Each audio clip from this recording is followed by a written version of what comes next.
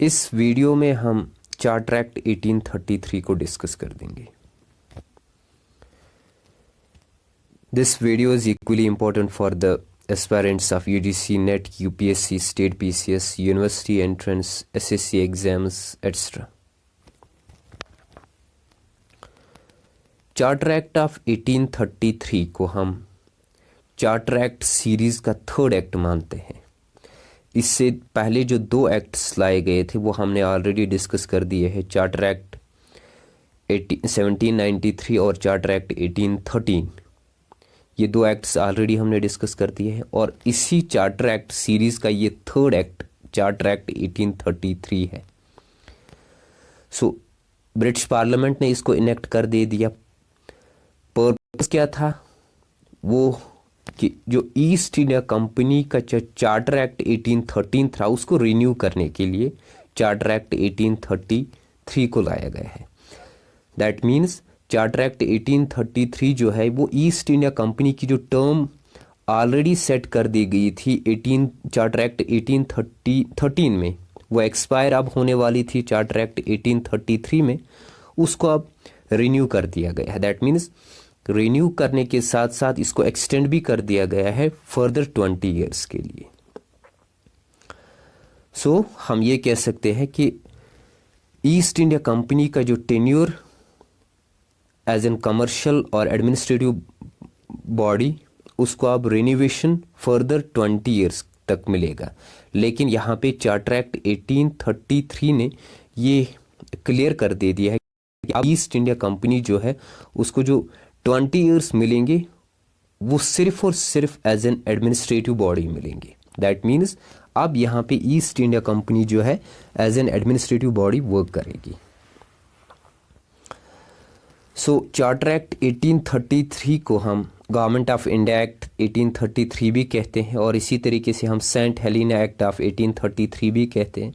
Saint Helena act of 1833 हम क्यों इसको कहते हैं? बिकॉज यहाँ पे जो आइलैंड ऑफ सेंट हेलेना था जो साउथ वेस्ट अटलांटिक में था, वो आइलैंड ईस्ट इंडिया कंपनी से वापस लिया गया है। तो हम इस तरीके से भी समझ सकते हैं कि जो आइलैंड ऑफ सेंट हेलेना था उसका जो कंट्रोल ईस्ट इंडिया कंपनी कर रही थी, अब वो कंट्रोल जो है क्राउन करेगी, यूके पार्लियामेंट करेगी। दैट इज़ वाई हम इसको सेंट आइलैंड ये सेंट हेलेना एक्ट ऑफ 1833 के नाम से भी जानते हैं। और इसी चार्टर एक्ट ऑफ 1833 के थ्रू हम ये चीज़ें जो है क्लियर कर दी गई है कि जो ब्रिटिशर्स है उनको अब परमिशन दी गई है कि वो सेटल किसी भी जगह इंडिया में, ब्रिटिश इंडिया में हो सकते हैं। तो इसका रिजल्ट जो है हम ये कह सकते हैं कि ये कॉलोनलाइजेशन जो है उसको लीगलाइज किया गया है, जो कॉलोनलिज्म सिस्टम है उसको इंट्रोड्यूस कर दिया गया है। तो चार्टर एक्ट 1833 के थ्रू लीगलाइज कर दिया गया है कॉलोनलाइजेशन सिस्टम इंडिया में।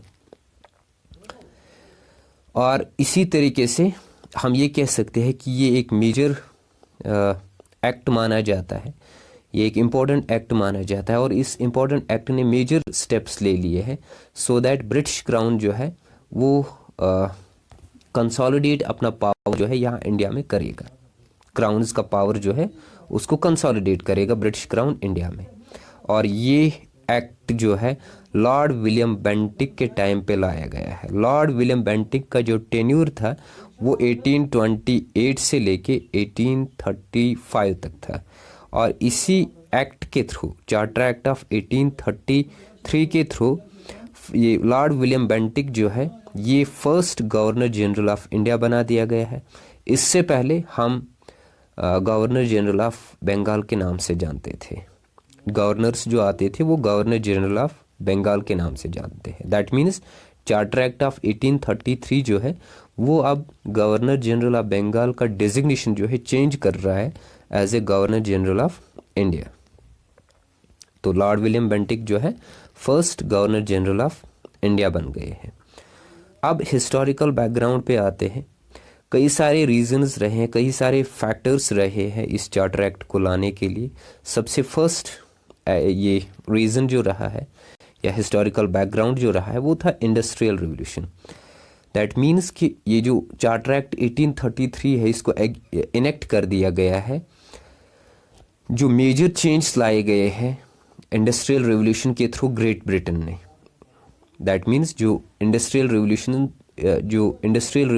ने चेंज लाए हैं ग्रेट ब्रिटेन में, तो इसके बैकड्रॉप में, इसके बैकग्राउंड में ये चार्टर एक्ट 1833 को लाया गया है। इसी तरीके से जो दूसरा फैक्टर रहा है वो था एडम स्मिथ की लेसेस फेयर पॉलिसी हमने ऑलरेडी चार्टर एक्ट 1813 में डिस्कस कर दी है।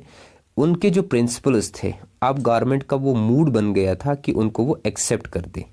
दैट मीन्स जो प्रिंसिपल्स एडम स्मिथ ने बता दिए थे लेसेस फेयर पॉलिसी में, उनको अब एक्सेप्ट कर दे दिया है गवर्नमेंट ने।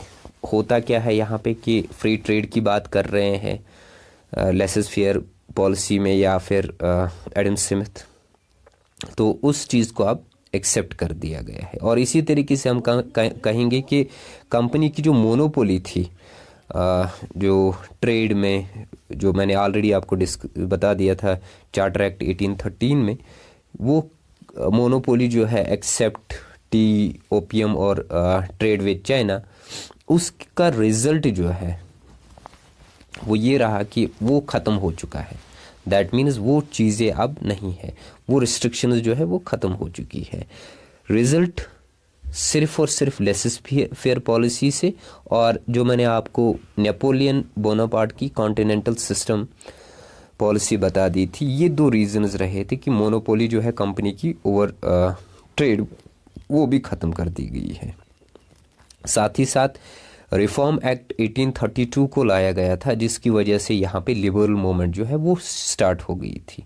सो ये जो एक एनवायरनमेंट क्रिएट हो गया था, चाहे इंडस्ट्रियल रेवोल्यूशन हो, एडम स्मिथ की लेसेस फेयर पॉलिसी हो, कॉन्टिनेंटल सिस्टम जो नेपोलियन बोनापार्ट की हो, या हम कहेंगे कि रिफॉर्म एक्ट ऑफ 1832 जो है, ये एक एनवायरनमेंट सेट हो चुका था कि यूके पार्लियामेंट को अब नया चार्टर जो है वो लाना पड़ा था, जिसको हम चार्टर एक्ट ऑफ 1833 के नाम से जानते हैं। तो 33 में इसको यूके पार्लियामेंट ने इनेक्ट कर दिया है। इसके अलावा और कुछ रीजंस जो रहे हैं उसमें लॉर्ड मैकाउली का जो उनकी पॉलिसीज़ थी, जो उनकी सजेशंस थे गवर्नमेंट को कि यहाँ पे कंपनी रूल को जो है कंटिन्यू किया जाएगा, लेकिन एक डिफरेंट एनवायरनमेंट में, एक डिफरेंट सेटअप में। और ये भी एक रीज़न रहा है कि चार्टर एक्ट को इंट्रोड्यूस किया जाएगा। लॉर्ड मैकाउली अपनी सजेशंस दे रहे थे। इसी तरीके से उस टाइम पे जो पॉलिटिकल पार्टी रूल कर रही थी यूके में, उसको हम विग पार्टी कहते हैं, वो उस टाइम पे पावर में थी। तो इसने बिल जो है इंट्रोड्यूस कर दी थी पार्लियामेंट में, और पार्लियामेंट ने कुछ सजेशंस के थ्रू, कुछ रिकमेंडेशंस के थ्रू ये जो रिफॉर्म्स, या जिसको हम फ्री ट्रेड या कोडिफिकेशन ऑफ लॉज के अंडर में, ये चार्टर एक्ट ऑफ 1833 को इंट्रोड्यूस कर दिया गया है। तो इसको हम एक लैंडमार्क एक्ट कहते हैं कॉन्स्टिट्यूशनल हिस्ट्री ऑफ इंडिया में। इसके अलावा अब ऑब्जेक्टिव की अगर हम बात करेंगे तो यही चीज़ें जो है कि इसको फर्दर रिन्यू किया गया है 20 ईयर्स तक, लेकिन एज एन एडमिनिस्ट्रेटिव बॉडी। अब वो चीज़ें नहीं थी, कमर्शियल बॉडी, ये सब चीज़ें जो है वो अब ख़त्म हो गई है। उसको हम अभी प्रोविजंस में डिस्कस कर देंगे। तो रिन्यूवेशन का जो एम था वो था कि अबेंडनिंग इट्स ट्रेड, पूरी तरीके से जो इसका ट्रेड है उसको अबेंडन किया जाएगा, और यूरोपियंस को सेटल होने में यहाँ पे मदद की जाए। ये इस चार्टर एक्ट 1833 का बेसिक ऑब्जेक्टिव था। इसी तरीके से अगर हम प्रोविजंस की तरफ आ जाएंगे कि प्रोविजंस में कई सारे प्रोविजंस थे। सबसे पहले हम होम गवर्नमेंट को देखेंगे। तो ब्रिटिश गवर्नमेंट ने काफ़ी एनालिसिस कर दे दी है, असेसमेंट कर दे दिया है कंपनी के, ईस्ट इंडिया कंपनी की फंक्शनिंग को, और फिर ये एनालिसिस के बाद अब फर्दर जो है रिनोवेशन दे दिया है 20 ईयर्स तक इस चार्टर एक्ट ऑफ 1833 के थ्रू। लेकिन यहाँ पे जो company commercial body as an commercial body काम कर रही थी, फंक्शन कर रही थी, उसको ख़त्म किया गया है और ये सिर्फ और सिर्फ अब एडमिनिस्ट्रेटिव बॉडी बना दी गई है। That means commercial purposes, commercial या ट्रेड पर्पसेस जो ईस्ट इंडिया कंपनी की थी वो ख़त्म हो गई है। अब यहाँ पे एज एन एडमिनिस्ट्रेटिव बॉडी जो है ईस्ट इंडिया कंपनी वर्क करेगी। और इसी तरीके से ब्रिटिशर्स को अलो किया गया है कि आप किसी भी जगह पे ब्रिटिश इंडिया में सेटल हो सकते हो। तो ये यहाँ पे फर्स्ट प्रोविज़न। इसी तरीके से जो कमर्शियल या ट्रेड प्रिविलेज जो है वो ख़त्म कर दी गई, उसको एबॉलिश कर दिया गया है। अब यहाँ पे जो मोनोपोली थी ईस्ट इंडिया कंपनी की कि वो ट्रेड जो है ओपियम में करेगी, टी में करेगी या ट्रेड विद चाइना जो है उसको ख़त्म किया गया है। ये रिस्ट्रिक्शंस देखो, सबसे पहले चार्टर एक्ट 1813 ने कमर्शियल बॉडी जो है एज एन कमर्शियल या हम कहेंगे कि ट्रेड प्रिविलेज जो थी ईस्ट इंडिया कंपनी के पास वो ख़त्म किए गए थे चार्टर एक्ट 1813 के थ्रू। अब कुछ एक्सेप्शंस थे वहाँ पे, वो एक्सेप्शंस थे ट्रेड विद चाइना, टी और ओपियम। ये 3 एक्सेप्शंस थे।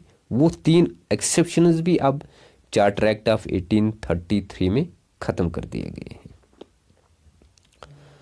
सो कंपनी को ये कह दिया गया है कि अब जो आप टेरिटोरियल पोजीशंस रिटेन करोगे ये एज ए ट्रस्टी होगा for his majesty, for his hairs and successors. इस तरीके से ये आदेश दिए गए हैं ईस्ट इंडिया कंपनी के ईस्ट इंडिया कंपनी को।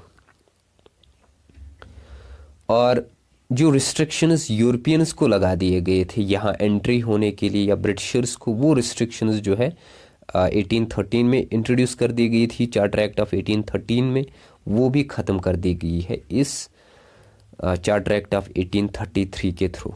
दैट मीन्स यहाँ पे आप यूरोपियंस हो या ब्रिटिशर्स हो वो आप फ्रीली यहाँ एक्वायर कर सकते हैं, प्रॉपर्टी को होल्ड कर सकते हैं, प्रॉपर्टी को डिस्पोज कर सकते हैं प्रॉपर्टी को।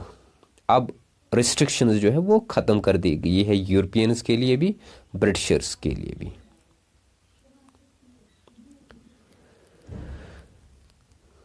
सो हम कह सकते हैं यहाँ पे कि इंडिया जो है इसको एक ब्रिटिश कॉलोनी बना दी गई है। So British colony charter act of 1833 के थ्रू बना दिया गया है इंडिया को। क्यों? क्योंकि यहाँ पे कॉलोनलिज्म जो है या कॉलोनलाइजेशन सिस्टम जो है उसको इंट्रोड्यूस कर दिया गया है यहाँ पे, सो दैट जो टेरिटोरियल पोजीशंस कंपनी के पास है वो सिर्फ और सिर्फ गवर्नमेंट के पास रहेगी, या हम कहेंगे कि in his majesty his hairs या सक्सेसर्स के अंडर में रहेगी।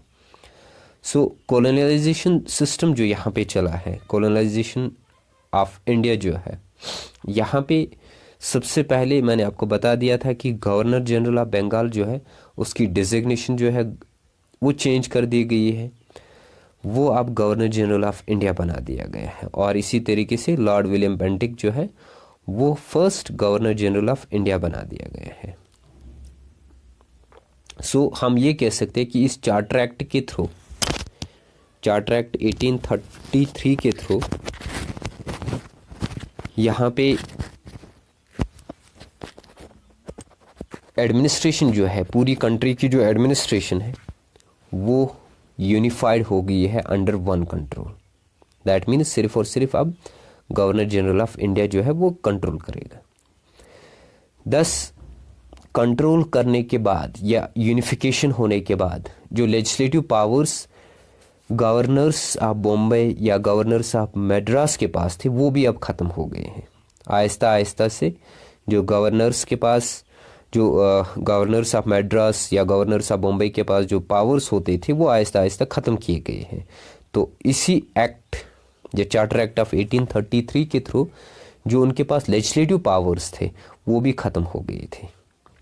अब सिर्फ और सिर्फ लेजिस्लेटिव पावर्स जो है गवर्नर जनरल ऑफ इंडिया के पास रहेगा, और वही जो है लेजिस्लेशन अब पूरी ब्रिटिश इंडिया को करेगा। इसका जो काउंसिल है, गवर्नर जनरल इन काउंसिल जिसको हम कहते थे, इसको अब अथॉरिटी दी गई है कि भाई आप जो है किसी भी कोई भी अमेंडमेंट कर सकते हो, कोई भी चीज़ जो है रिपील कर सकते हो या आल्टर कर सकते हो किसी भी लॉ में। दैट मीन्स जो पावर्स बॉम्बे और मद्रास गवर्नर्स के पास थे वो ख़त्म कर दिए गए हैं, लेजिस्लेटिव पावर्स, और वही लेजिस्लेटिव पावर्स जो है सिर्फ और सिर्फ गवर्नर जनरल ऑफ इंडिया के पास दिए गए। That means lord William Bentinck के पास दिए गए हैं, और उसको ये बता दिया गया है कि भाई आप जो है पूरी ब्रिटिश इंडिया के लिए लेजिस्लेशन करोगे।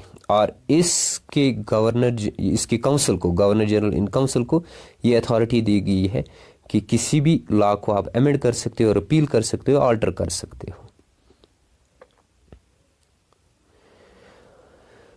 दैट मीन्स पूरे लोगों के लिए सिर्फ और सिर्फ गवर्नर जनरल इन काउंसिल जो है लॉज बना सकते हैं, और चाहे उसमें ब्रिटिश इंडियन टेरिटरीज होंगे जिसमें ब्रिटिश के सभी लोग आ जाते हैं, फॉरेनर्स आ जाते हैं या इंडियन नेटिव्स आ जाते हैं, सभी लोगों के लिए सिर्फ और सिर्फ गवर्नर जनरल इन काउंसिल ही लॉज बना सकते हैं। और इसी चार्टर एक्ट 1833 के थ्रू फर्स्ट टाइम ये कह दिया गया है कि गवर्नर जनरल गवर्नमेंट जो है इसको अब हम गवर्नमेंट ऑफ इंडिया कहेंगे, और इसका जो काउंसिल है इसको हम इंडियन काउंसिल कहेंगे। ये इम्पॉर्टेंट है कि यही चार्टर एक्ट ऑफ 1833 जो है, इस चार्टर एक्ट ऑफ 1833 के थ्रू गवर्नर जनरल गवर्नमेंट जो है इसको आप गवर्नमेंट ऑफ इंडिया कहेंगे, और इसका जो काउंसिल है इसको हम इंडियन काउंसिल कहेंगे। नेक्स्ट इम्पॉर्टेंट फीचर जो था वो था कि फोर्थ मेंबर जो है गवर्नर जनरल इन काउंसिल में इंट्रोड्यूस कर दिया गया है। ये चीज़ें तो मैंने आपको कह दी थी कि गवर्नर जनरल इन काउंसिल जो है वो अब कंट्रोल करेगा सिविल और मिलिट्री मैटर्स।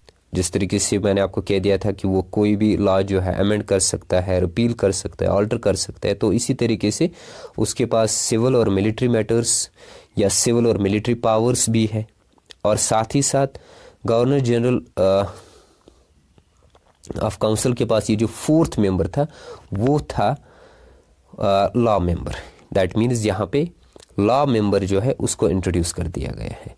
अगर आपको याद होगा पिट्स इंडिया एक्ट जो 1784 था वहाँ पे 4 मेंबर्स थे, फिर उसके बाद रिड्यूस कर दिए गए हैं, फिर उसके बाद फर्दर जो है पावर्स में इस गवर्नर जनरल काउंसिल के पावर्स में रिडक्शन कर दी गई है, क्योंकि गवर्नर जनरल ही सारे पावर्स मांगता था। सो जो फोर्थ मेंबर था वो लॉ मेंबर ऐड किया गया है इस चार्टर एक्ट ऑफ 1833 के थ्रू, जो सबसे पहले पिट्स इंडिया एक्ट 1784 में था। लेकिन यहाँ पे इसके पावर्स जो है उसको रिस्ट्रिक्ट कर दिया गया है, उसको वो पावर्स नहीं है जो बाकी मेंबर्स के पास है, उनके पावर्स में रिस्ट्रिक्शंस रख दी गई है। वो रिस्ट्रिक्शंस फोर्थ मेंबर के लिए उसको ये भी कह दिया गया है कि ये फोर्थ मेंबर जो है वो member of legislative council entitle नहीं ले लेगा। दैट मीन्स जिसको हम कहेंगे कि entitlement of the member of council नहीं ले लेगा एक्सेप्ट लेजिस्लेटिव पर्पस के लिए। दैट मीन्स जहाँ पे लेजिस्लेशन करनी होगी तो उस टाइम पे उसको मेंबर ऑफ काउंसिल माना जाएगा, या हम कहेंगे कि एंटाइटलमेंट दिया जाएगा, एंटाइटल किया जाएगा कि ये मेंबर ऑफ काउंसिल है फॉर सिर्फ लेजिस्लेटिव पर्पसेस में। सो ये जो फोर्थ मेंबर था ये था लॉर्ड मैकाउली। सो इस चार्टर एक्ट ऑफ 1833 के थ्रू लॉर्ड मैकाउली को एज ए फोर्थ मेंबर इस गवर्नर जनरल इन काउंसिल का बना दिया गया है, या हम कहेंगे कि लॉ मेंबर बना दिया गया है। नेक्स्ट इंपॉर्टेंट फीचर जो है कि बंगाल प्रेसिडेंसी जो है इसको स्प्लिट कर दिया गया है, इसको डिवाइड कर दिया गया है। डिवीजन जो है 2 प्रोविंसेस में कर दिया गया है। एक प्रोविंस जो है आगरा बना दिया गया है, दूसरा प्रोविंस जो है फोर्ट विलियम बना दिया गया है। लेकिन ये जो प्रोविजन रख दिया गया है इस चार्टर एक्ट ऑफ 1833 में, ये इफेक्ट नहीं हुआ है कि बंगाल को स्प्लिट किया जाएगा, बंगाल को डिवाइड किया जाएगा। ये प्रोविजन जो है इफेक्ट नहीं हुआ है, सिर्फ प्रोविजन था, बना दिया गया था, लेकिन ग्राउंड लेवल पे इसको इंट्रोड्यूस नहीं किया गया था। और इसी तरीके से फाइनेंशियल सेंट्रलाइजेशन जो है एक नेक्स्ट इम्पॉर्टेंट फीचर या नेक्स्ट इम्पॉर्टेंट प्रोविजन माना जाता है कि यहाँ पे सेंट्रलाइजेशन ऑफ फाइनेंशियल रिसोर्सेज जो है वो प्रोवाइड की गई है इस चार्टर एक्ट ऑफ 1833 के थ्रू। हुआ क्या था कि यहाँ पे जो प्रेसिडेंसी गवर्नमेंट्स के पावर्स थे कि वो अपने रेवेन्यूज जो है रेज कर सकते हैं या एक्सपेंडिचर जो है इनकर कर सकते हो, उसको ख़त्म किया गया है, उसको कर्टेल कर दिया गया है। अब गवर्नर जनरल काउंसिल जो है वो सारे फाइनेंशियल मैटर्स देखेंगे, चाहे उसमें रेवेन्यू होगा, चाहे उसमें एक्सपेंडिचर होगा। दैट मीन्स जो प्रेसिडेंसीज के पास पावर्स थे, चाहे उसमें बॉम्बे हो, ये मद्रास हो, अब यहाँ पे गवर्नर जनरल का काउंसिल जो है वो अपने इस फाइनेंशियल मैटर्स को डिस्कस कर देंगे, चाहे उसमें रेवेन्यू मैटर्स होंगे या एक्सपेंडिचर मैटर्स होंगे। इसी तरीके से इम्पॉर्टेंट फीचर जो है दैट इज़ कि गवर्नर जनरल का पावर, ये सारी चीज़ें जो हमने कह दी है उनमें तो यही पावर्स ही डिस्कस कर दिए हैं। लेकिन फिर से एक चीज़ जो है यहाँ पे कि गवर्नर जनरल इन काउंसिल जो है वो किसी भी लॉ को आल्टर कर सकता है, रिपील कर सकता है, अमेंड कर सकता है या रेगुलेट कर सकता है पूरी ब्रिटिश इंडिया को। दैट मीन्स नए रेगुलेशंस जो है, लॉज जो है बना सकता है पूरे ब्रिटिश इंडिया पे। और इसके साथ साथ कि जो गवर्नर जनरल है, इसका गवर्नर जनरल का डिसीजन जो है वो प्रिवेल होगा सिर्फ और सिर्फ डिस्प्यूट के टाइम पे। और जो गवर्नर जनरल काउंसिल है वो मेजॉरिटी, जो गवर्नर जनरल काउंसिल है वो मेजॉरिटी डिसीजन को रिजेक्ट कर सकता है। दैट मीन्स गवर्नर जनरल का डिसीजन जो होगा with reference to the repeal, amendment या अल्ट्रेशन या regulation of the laws in British India, और इसी तरीके से जो गवर्नर जनरल का डिसीजन होगा वो प्रिवेल होगा सिर्फ और सिर्फ डिस्प्यूट के टाइम पे। और इसी तरीके से जो गवर्नर जनरल काउंसिल होगा वो उनका काउंसिल का डिसीजन जो होगा उनको मेजॉरिटी डिसीजन के साथ रिजेक्ट किया जाएगा बस। इसी तरीके से सिविल, मिलिट्री या रेवेन्यू मैटर्स जो है उनको governor general in consultation with the council regulate करेगा या कंट्रोल करेगा। सिविल, मिलिट्री या रेवेन्यू मैटर्स जो है उनको अब governor general in consultation with the council regulate करेगा या कंट्रोल करेगा। इसी तरीके से जो गवर्नर जनरल इन काउंसिल जो इसके पास पावर्स दिए गए हैं रिपील करने का या अल्ट्रेशन करने का या अमेंडमेंट करने का या रेगुलेशन करने का पूरे ब्रिटिश टेरिटरी में या पूरे ब्रिटिश इंडिया में, लेकिन कोर्ट ऑफ डायरेक्टर्स जो है, कोर्ट ऑफ डायरेक्टर्स को ये पावर्स, ये अथॉरिटी दी गई है कि वो पावर ऑफ वीटो जो है यूज़ कर सकते हैं।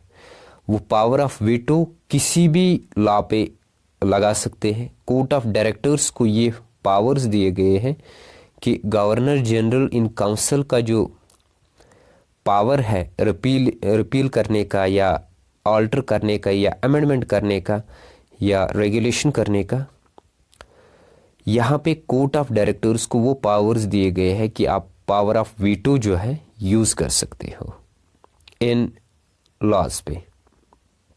या हम कहेंगे कि जो governor general in council laws बना रहा है, ऑल्ट्रेशन कर रहा है, अमेंडमेंट कर रहा है, वहाँ पे आप कोर्ट ऑफ डायरेक्टर्स जो है पावर ऑफ वीटो यूज़ कर सकते हैं। That means power of veto का अब काम जो है कोर्ट ऑफ डायरेक्टर्स करेगी। एक और फीचर जो है दैट इज़ कि formation of Indian law commission. Basically जो सेक्शन 53 इस चार्टर एक्ट ऑफ 1833 है वो लॉ कमीशन को अपॉइंट करने का प्रोविज़न दे रहा है। मेन एम क्या था इस लॉ कमीशन को अपॉइंट करने के लिए? वो था कि कोडिफिकेशन और कंसोलिडेशन जो इंडियन लॉज की है वो हो जाए। That means section 53 charter act of 1833 ये डिस्कस कर रहा है कि यहाँ पे अब एक नया कमीशन जो है अपॉइंट किया जाएगा जिसको हम लॉ कमीशन के नाम से जानेंगे, जिसका मेन एम रहेगा कि लॉज को कोडिफाई किया जाएगा या कंसोलिडेट किया जाएगा। और इसी तरीके से इस फर्स्ट लॉ कमीशन जो है वो सेटअप कर दिया गया इस चार्टर एक्ट ऑफ 1833 के अंडर, और लॉर्ड मैकावली जो है इसको एज ए चेयरमैन बना दिया गया है, या हम कहेंगे कि फर्स्ट लॉ कमीशन का फर्स्ट चेयरमैन जो है वो लॉर्ड मैकावली है। इसके साथ साथ जो बाकी मेंबर्स जुड़े हुए थे, बाकी मेंबर्स जो इस लॉ कमीशन में थे, उनमें से कैमरॉन जो है वो इंग्लिश बैरिस्टर था, और मैक्लियॉड जो है वो मैड्रास सर्विस से बिलोंग कर रहा था। विलियम एंडरसन जो है वो बॉम्बे सर्विस से बिलोंग कर रहा था, और साथ ही साथ में सर विलियम मैकनॉर्डन जो है वो कलकत्ता सर्विस से बिलोंग कर रहा था। ये वो मेंबर्स थे जो इस फर्स्ट लॉ कमीशन के लिए चुने गए थे। लेकिन उनमें से जो कलकत्ता सर्विस में मैक नॉर्टन जो है उन्होंने ये अपॉइंटमेंट जो है एक्सेप्ट नहीं की है। सो ऑब्जेक्टिव इस लॉ कमीशन का यही था कि वो अब पावर्स को या ज्यूरिसडिक्शन को या रूल्स के जो कोर्ट्स के होते हैं या पुलिस एस्टैब्लिशमेंट जो है या जो एग्जिस्टिंग लॉज जुडिशियल प्रोसीजर जो है उनको कोडिफाई किया जाएगा, उनको कंसोलिडेट किया जाएगा। और साथ ही साथ ये भी कह दिया गया है कि इस लॉ कमीशन को कि ये अब अपना रिपोर्ट जो है वो सबमिट करेगा गवर्नर जनरल इन काउंसिल को। दैट मीन्स जो लॉर्ड मैकावली का इंडियन लॉ कमीशन है, फर्स्ट इंडियन लॉ कमीशन जो है वो अपना रिपोर्ट जो है वो गवर्नर जनरल इन काउंसिल को सबमिट करेगा, और गवर्नर जनरल इन काउंसिल जो है वो फर्दर इसको ब्रिटिश पार्लियामेंट में सबमिट करेगा। तो इस तरीके से ये रूल सेट किया गया है सबसे पहले कि गवर्नर ये जो लॉर्ड मैकावली जो है वो अपना report governor general in council को सबमिट करेगा, और गवर्नर जनरल इन काउंसिल जो है वो इस रिपोर्ट को ब्रिटिश पार्लियामेंट सबमिट करेगा। तो इसी तरीके से 1833 की चार्टर एक्ट ऑफ 1833 में इसको बना दिया गया है लॉ कमीशन को, और इसने जो अपना ड्राफ्ट जो है जिसको हम पेनल कोड कहते हैं वो सबमिट किया है 1837 को, और इस ड्राफ्ट को या इस पेनल कोड को हम मैकावली कोड के नाम से भी जानते हैं। तो अब गवर्नर जनरल इन काउंसिल ने इसको फर्दर जो है ब्रिटिश पार्लियामेंट को भेज दिया है, लेकिन वहाँ ब्रिटिश पार्लियामेंट में इसको टाइम लगा है। टाइम क्यों लगा है? बिकॉज यहाँ पे रिवोल्ट जो हुआ है 1857 में जो रिवोल्ट हुआ है वो उसकी वजह से इसको टाइम लगा हुआ है। अब जो इस मैकावली कोड को या हम कहेंगे कि पेनल कोड को कितना टाइम जो है वो वेट करना पड़ा कि इसको कोडिफाई किया जाए, इसको इम्प्लीमेंट किया जाए। 1860 तक इसको वेट करना पड़ा। दैट मीन्स जो रिपोर्ट जो है जो एक्सेप्ट किया गया है, जो इम्प्लीमेंट किया गया है, उसको 1860 में इम्प्लीमेंट किया गया है। सो हम ये कह सकते हैं कि जो लॉर्ड मैकाउली का रिपोर्ट जो है, लॉ कमीशन का रिपोर्ट जो है, वो रिकमेंड किया गया है, जिसको हम कहेंगे कि सिविल प्रोसीजर कोड बना दिया गया है 1859 में, और इसी तरीके से इंडियन पिनल कोड जो है वो 1860 में बना दिया गया है। साथ ही साथ में क्रिमिनल प्रोसीजर कोड जो है वो 1862 में बना दिया गया है। तो इस तरीके से ये रिकमेंडेशंस जो है वो अब इम्प्लीमेंट की गई है। सबसे पहले सिविल प्रोसीजर कोड जो है 1859 में इम्प्लीमेंट किया गया है। इसी तरीके से इंडियन पिनल कोड 1860 में, और क्रिमिनल प्रोसीजर कोड जो है 1862 में इम्प्लीमेंट किए गए हैं। और ये इस चार्टर एक्ट के थ्रू ही ये चीज़ें डिस्कस कर दी गई है, या इस प्रोविज़न के थ्रू ही ये चीज़ें डिस्कस कर दी गई है कि जो लॉज इंडिया में बनाए जाएंगे वो अब अप्रूव जो है ब्रिटिश पार्लियामेंट करेगी, और जब वो अप्रूव ब्रिटिश पार्लियामेंट करेगी तब उसको हम एक्ट कहेंगे। दैट मीन्स एक सीरीज़, एक कोडिफिकेशन जो है वो यहाँ पे बना दी गई है कि सबसे पहले जो लॉज इंडिया में बनाए जाएंगे उसका अप्रूवल जो है ब्रिटिश पार्लियामेंट से लेना पड़ेगा। जब ब्रिटिश पार्लियामेंट उसको अप्रूवल दे देगा तब हम उसको एक्ट कहेंगे। देन अनदर फीचर जो है कि अब गवर्नमेंट जॉब्स जो है या मेरिट सिस्टम जो है वो इस चार्टर एक्ट ऑफ 1833 के थ्रू फर्स्ट टाइम जो है इंडियंस को मिल गई है, ब्रिटिश इंडिया में इंट्रोड्यूस कर दिया गया है। दैट मीन्स यहाँ पे फर्स्ट टाइम इंडियंस को ये परमिशन दिया गया है कि अब आप एडमिनिस्ट्रेटिव रैंक्स जो है एडमिनिस्ट्रेटिव रैंक्स में भी आ सकते हो, या एडमिनिस्ट्रेशन का एक पार्ट भी बन सकते हो। बेसिकली चार्टर एक्ट ऑफ 1833 का जो सेक्शन 87 है वो इस चीज़ को डिक्लेयर कर देता है कि अब जो है, जो पहले होती थी, लेकिन अब इस चार्टर एक्ट ऑफ 1833 के बाद किसी भी ब्रिटिश इंडियन को, किसी भी नेटिव को अब यहाँ पे रिलीजन के बेस पे, प्लेस ऑफ बर्थ के बेस पे, कलर के बेस पे, डिसेंट के बेस पे, या कोई भी और रीज़न होगा, डिस्क्रिमिनेट नहीं किया जाएगा। दैट मीन्स अब वो पार्ट बन सकते हैं, एडमिनिस्ट्रेशन का पार्ट अब वो फ्रीली बन सकते हैं। और साथ ही साथ ये चीज़ें भी डिस्कस कर दी गई है कि कोर्ट ऑफ डायरेक्टर्स जो है वो अब नॉमिनेट जो है annually 4 times, as many as 4 times ये कैंडिडेट्स जो है उनकी वैकेंसीज जो है, वैकेंसीज के 4 टाइम्स को अब एनुअली वो नॉमिनेट कर देंगे। कोर्ट ऑफ डायरेक्टर्स को ये हिदायत दी गई है कि अब आप जितनी वैकेंसीज है उसका 4 टाइम्स आप एनुअली रिक्रूट किया जाएगा, एनुअली नॉमिनेट किया जाएगा, और उनमें से एक मेंबर जो है वो कॉम्पिटिटिव एग्जाम्स के थ्रू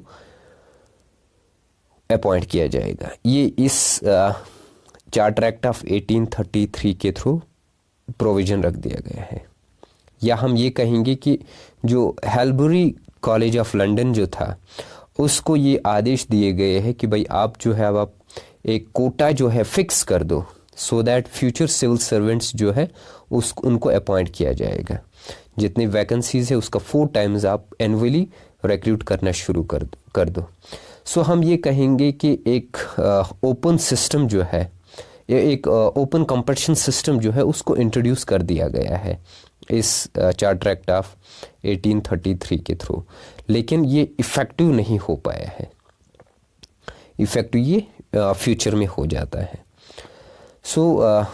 लेकिन इस चीज़ को हम यहाँ पे अंडरस्टैंड कर देंगे कि ये वो फर्स्ट एक्ट बन गया है जिसके थ्रू हम ये कह सकते हैं कि जो नेटिव्स थे, यहाँ के लोग जो थे, वो अब एडमिनिस्ट्रेशन के पार्ट बन सकते हैं, और वो भी मेरिट सिस्टम के बेस पे। जो भी सिलेक्शन होगी वो मेरिट सिस्टम के बेस पे होगी, अब आइसोलेट जो है बर्थ के बेस पे, रिलीजन के बेस पे, कलर के बेसिस पे, कास्ट या क्रीड जो है उसके बेस पे नहीं हो पाएगी जो पहले हुआ करती थी। देन जो अटेम्प्ट ओपन सिविल सर्विस से जो चीज़ें मैंने आपको कह दी है कि यहाँ पे ओपन सिविल सर्विस जो है इंट्रोड्यूस कर दिया गया है सिविल सर्विस एग्जामिनेशन के लिए या सिविल सर्विस सिलेक्शन के लिए। इंडियंस को अब डिबार नहीं किया जाएगा on the grounds of place, office, employment etcetera. ये चीज़ें जो है अब अब प्लेस नहीं किए जाएंगे, किसी भी तरीके से डिबार इंडियंस को नहीं किए जाएंगे। लेकिन ये जो प्रोविज़न है, इस प्रोविज़न को रिमूव कर दिया गया है या कहेंगे हम न्यूलीफाई कर दिया गया है कोर्ट ऑफ डायरेक्टर्स को। That means court of directors ने इस ओपन सिविल सर्विस अटेम्प्ट को या ओपन कंपटीशन सिस्टम को रिजेक्ट कर दे दिया है कोर्ट ऑफ डायरेक्टर्स ने। देन फाइनली इस ओपन सिस्टम को इंट्रोड्यूस कब किया जाता है? लॉर्ड मैकावलीज का फर्दर एक रिपोर्ट आ जाता है 1854 में, जिसने modern civil service in India जो है उसकी बुनियाद रख दी है, फाउंडेशन रख दिया है। लॉर्ड मैकावलीज रिपोर्ट जो है 1854 में, ये अब फ्यूचर में इंट्रोड्यूस किया जाता है। अगर कोर्ट ऑफ डायरेक्टर्स यहाँ पे रिजेक्ट नहीं करते इस प्रोविज़न को, देन ये ओपन कंपटीशन सिस्टम जो है इसी चार्टर एक्ट ऑफ 1833 में ही इंट्रोड्यूस किया गया होता। लेकिन अब लॉर्ड मैकावलीज रिपोर्ट जो है 1854, वहाँ से इसकी शुरुआत हो जाती है। देन इसी तरीके से नेक्स्ट इंपॉर्टेंट फीचर जो है वो है स्लेवरी। इस चार्टर एक्ट ऑफ 1833 ने ये कोशिश की है कि अब स्लेवरी जो है ब्रिटिश इंडिया में उसको मिटिगेट किया जाएगा, और ब्रिटिश पार्लियामेंट ने स्लेवरी सिस्टम जो है अपनी ब्रिटिश कंट्री में भी ख़त्म कर दे दिया है, होम कंट्री में भी ख़त्म कर दे दिया, और साथ ही साथ यहाँ जो पोसेस्ड कंट्री टेरिटरीज है इंडिया में 1833 में ही ख़त्म कर दी है। दैट मीन्स ब्रिटिश में भी स्लेवरी ख़त्म, ब्रिटिश इंडिया में भी स्लेवरी ख़त्म 1833 में ही। और बेसिकली यहाँ पे किस तरीके से ख़त्म हो गया था कि ये जो ब्रिटिश पार्लियामेंट है इसने ये आदेश दिए थे या डायरेक्ट किया था गवर्नर जनरल इन काउंसिल को कि अब आप जो है स्लेवरी को ख़त्म करने के लिए जो इंडिया में चल रही है सिंस सुल्तान डायनेस्टी या सुल्तानत एरा से जो यहाँ पे स्लेवरी सिस्टम चल रही है, इसको मिटिगेट करने के लिए मेजर्स उठा दो। और ये भी कह दिया गया इस गवर्नर जनरल इन काउंसिल को कि अब आप जो मेन फोकस जो है लॉ मेकिंग का या जो लॉज बनाने का जो मेन फोकस होगा वो अब आप मैरिज पे लगा दो, राइट्स पे लगा दो, या अथॉरिटीज़ जो है फैमिलीज़ की उन पे लगा दो, और साथ ही साथ ये स्लेवरी का सिस्टम जो है उन पे भी अब आप लॉज ये भी अब ख़त्म कर दो। बट ये स्लेवरी सिस्टम जो है इसको एबॉलिश इंडिया में भी किया गया है और ब्रिटेन में भी किया गया है। देन इसी तरीके से बिशॉप्स और क्रिश्चियनिटी जो है ये भी एक इम्पॉर्टेंट फीचर माना जाता है। ये 18 चार्टर एक्ट ऑफ 1813 में इंट्रोड्यूस किया गया था कि यहाँ पे ब्रिटिश मशीनरी सिस्टम जो है वो इंट्रोड्यूस किया गया था। लेकिन इस एक्ट के थ्रू, इस चार्टर एक्ट ऑफ 1833 के थ्रू 3 बिशॉप्स जो है वो लाए गए थे इंडिया। 3 बिशॉप्स जो है इंडिया लाए गए थे। क्योंकि ब्रिटिश रेजिडेंट्स जो है वो कंटिन्यूसली बढ़ रहे थे इंडिया में, तो उनके लिए 3 बिशॉप्स जो है वो लाए गए थे। और ये चार्टर एक्ट ऑफ 1833 जो है इसने ये भी कोशिश की है कि यहाँ पे अब चर्च जो है अक्रॉस इंडिया कंस्ट्रक्ट किया जाए। सो चार्टर एक्ट ऑफ 1833 के थ्रू ये कंस्ट्रक्शन ऑफ चर्च जो है अक्रॉस इंडिया हो चुकी थी, और जो कलकत्ता में बिशप का हेडक्वार्टर बना दिया गया था उसको अब मेट्रोपॉलिटन बिशप ऑफ इंडिया कहने लगे हैं। दैट मीन्स अब कलकत्ता का बिशप, जो कलकत्ता में जो हेडक्वार्टर बना दिया गया था बिशप्स का, उसको अब मेट्रोपॉलिटन बिशप ऑफ इंडिया के नाम से जानते हैं। देन रेगुलेशंस एंड एक्ट्स, इस एक्ट के थ्रू ये क्लियर कर दिया गया है कि जो भी प्रीवियस एक्ट्स आए हैं उनको हम रेगुलेशंस कहेंगे। अब जो ये एक्ट है या इसके बाद जो एक्ट्स आएंगे उनको हम एक्ट्स कहेंगे। दैट मीन्स जो 1813 एक्ट था, जो 1793 एक्ट था, उनको हम रेगुलेशंस के नाम से जानेंगे।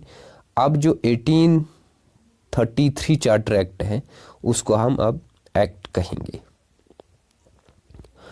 Then government of India and the council, जो चीज़ें मैंने आपको कह दी है कि फर्स्ट टाइम ये इंट्रोड्यूस कर दिया गया है कि गवर्नर जनरल गवर्नमेंट जो है उसको अब गवर्नमेंट ऑफ इंडिया कहेंगे, और गवर्नर जनरल इन काउंसिल जो है उसको अब इंडियन काउंसिल के नाम से जानेंगे। और साथ ही साथ जो प्रेसिडेंट है बोर्ड ऑफ कंट्रोल का, उसको रिप्लेस किया गया है, उसकी जगह पे मिनिस्ट्री फॉर इंडियन अफेयर्स रख दिया गया है। अब डिफेक्ट्स की अगर हम बात करेंगे तो डिफेक्ट्स भी इम्पॉर्टेंट रोल प्ले कर देते हैं कि कौन कौन से डिफेक्ट्स रहे हैं इस एक्ट में, इस चार्टर एक्ट ऑफ 1833 में। सबसे पहले कि और सेंट्रलाइजेशन जो है उसका एक बर्डन पड़ा हुआ है। दैट मीन्स यहाँ पे सारी चीज़ें जो है सेंट्रलाइज कर दी गई है, जिसको हम बेसिकली और सेंट्रलाइजेशन कहेंगे। सो जो टाइम, जो अटेंशन लोकल ये चीज़ों पे देनी चाहिए थी, जो पब्लिक के मैटर्स को या पब्लिक के प्रिंसिपल्स को एक इम्पोर्टेंस देनी चाहिए थी, वो नहीं हो पाया है। तो ये एक डिफेक्ट रहा है। इसी तरीके से गवर्नमेंट अब इसके एबल ही नहीं रही है कि वो अब अर्जेंसी को फोकस किया जाए, रिक्वायरमेंट्स जो है या नीड्स जो है लोकल गवर्नमेंट की उस पर ध्यान दे। वो चीज़ें भी अब मिसिंग है इस चार्टर एक्ट ऑफ 1833 में। या हम कहेंगे कि प्रेसिडेंसीज के जो मेन पावर्स है उनको ख़त्म किया गया, क्योंकि वो लेजिस्लेटिव पावर्स के यूज़ करते ही जो रेजिडेंट्स थे लोकल या नेटिव्स जो थे उनके नीड्स को फुलफिल करते थे अपनी लेजिस्लेटिव पावर्स के थ्रू। दैट मीन्स वो चीज़ें भी अब ख़त्म हो गई हैं। तो ये चीज़ें जो है अब डिससेटिस्फेक्शन जो है प्रेसिडेंसीज में भी आ गई है कि अब लॉज जो है, मेजर्स जो है किस तरीके से इंट्रोड्यूस की जाएंगी। देन हम ये भी कह सकते हैं कि यहाँ पे सेंट्रल गवर्नमेंट जो है वो कलकत्ता से एस्टेब्लिश की गई है। कलकत्ता में अब गवर्नर जनरल इन काउंसिल जो है वो रख दिया गया है, और गवर्नर जनरल इन काउंसिल जो है इसके लिए ये डिफ़िकल्ट था कि वो अब एक्सरसाइज कर अपनी पावर्स को एक्सरसाइज कर दे या कंट्रोल को एक्सरसाइज कर दे डिस्टेंट प्रेसिडेंसीज के लिए। दैट मीन्स जो governor general in council Calcutta में बैठेगा, अब उसको बॉम्बे जाना पड़ेगा, मद्रास जाना पड़ेगा, बाकी प्रेसिडेंसीज के लिए जाना पड़ेगा, उनके लिए रेगुलेशंस करनी पड़ेगी। तो ये चीज़ें भी डिफ़िकल्ट माना गया है, या हम कहेंगे कि ये भी एक डिफेक्ट था इस चार्टर एक्ट ऑफ 1833 का। देन जितने भी पावर्स थे तो सिर्फ और सिर्फ सिंगल अथॉरिटी में ही थे। दैट मीन्स कि गवर्नर जनरल के पास ही सारे पावर्स थे, या हम कहेंगे कि गवर्नर जनरल इन काउंसिल के पास ही सारे पावर्स थे। इससे क्या हो गया है कि अब ये एक ऑटोक्रेटिक सिस्टम जो है वो इंट्रोड्यूस हो गया है। सिर्फ और सिर्फ गवर्नर जनरल ऑफ इंडिया ही अब लेजिस्लेशन करेगा, तो हम कहेंगे कि ये एक ऑटोक्रेटिक सिस्टम इंट्रोड्यूस किया गया है। सो ये था इस चार्टर एक्ट ऑफ 1833 में। Thank you.